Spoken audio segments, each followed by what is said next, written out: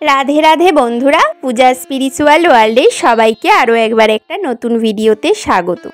आशा करछि राधा माधवेर कृपाय सकले खूब भालो आछो।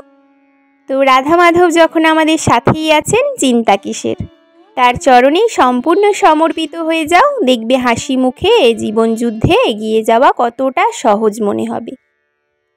आज आलोचना करब केन दिव्य आनंद लाभ आमरा करते पारि ना, केन दिव्य आनंद लाभ थेके आमरा वंचित थाकी, এই বিষয়েই আজ উপস্থাপন করার চেষ্টা করব। সকলে সাথে থেকো।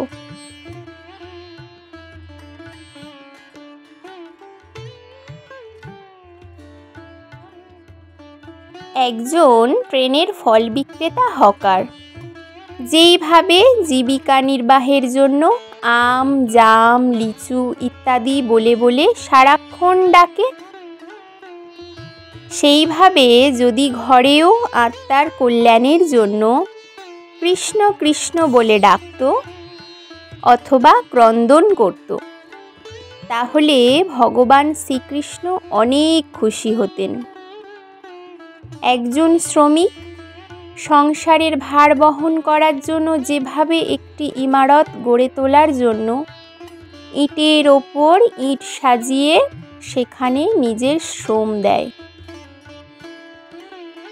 ঠিক সেইভাবে যদি একটু ভগবান শ্রীকৃষ্ণের খুশির জন্য তপস্যা করত, মঙ্গল আরতি করত, নাম জপ করত, ভগবানের সেবা করত, তাহলে ভগবান অনেক খুশি হতেন এবং তার জীবন আনন্দে ভরিয়ে দিত।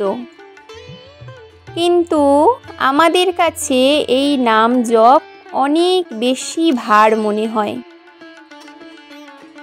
সেই জন্যই তো আমরা দিব্য আনন্দ লাভ করা থেকে বঞ্চিত থেকে যাই,